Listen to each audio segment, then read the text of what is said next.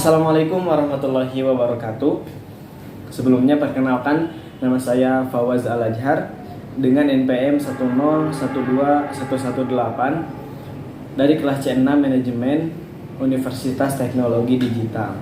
Nah, hari ini saya akan membahas mengenai salah satu materi dari mata kuliah komunikasi bisnis. Kita bahas mengenai apa sih pengertian dari komunikasi bisnis. Sebelumnya, komunikasi merupakan proses pertukaran informasi yang dilakukan oleh individu melalui lambang tertentu yang mengandung arti yang dilakukan oleh pengirim pesan kepada penerima pesan. Nah, hubungannya dengan komunikasi bisnis adalah komunikasi yang terjadi dalam dunia bisnis tentunya, dengan berbagai bentuk atau jenis komunikasi yang dilakukan untuk mencapai tujuan bisnis. Nah, komunikasi yang dilakukan juga, teman-teman, itu harus komunikasi yang mudah dipahami oleh kedua belah pihak, dan cenderung komunikasi ini lebih fleksibel dan informal seperti itu. Nah, teman-teman, komunikasi juga itu terbagi ke dalam dua bagian. Ada komunikasi internal dan ada komunikasi eksternal.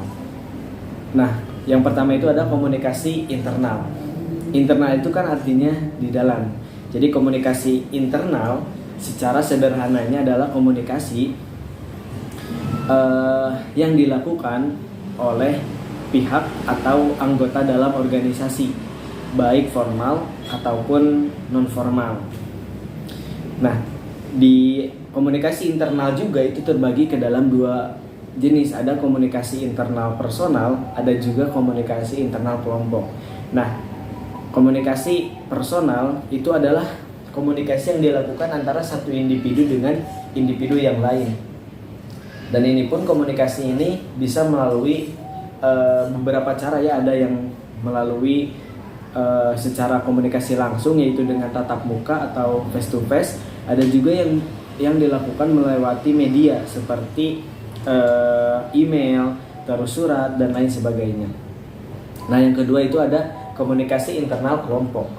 Komunikasi kelompok itu dilakukan antara satu kelompok dengan kelompok lainnya.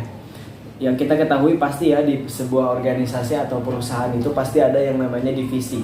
Nah, komunikasi divisi dengan satu divisi yang lain itu merupakan contoh komunikasi kelompok, di mana ketika divisi tersebut akan melakukan kerjasama dengan divisi yang lain, itu harus adanya komunikasi.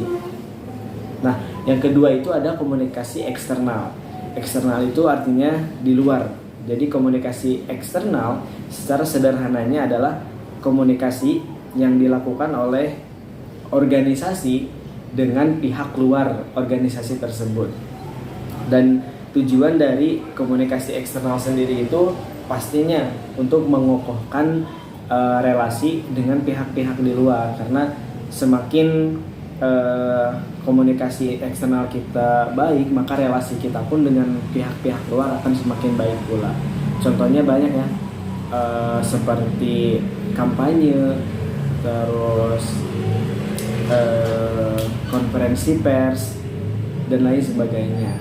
Nah, mungkin itu saja, teman-teman, yang bisa saya sampaikan. Mohon maaf bila ada kesalahan dan kekurangan. Wassalamualaikum warahmatullahi wabarakatuh.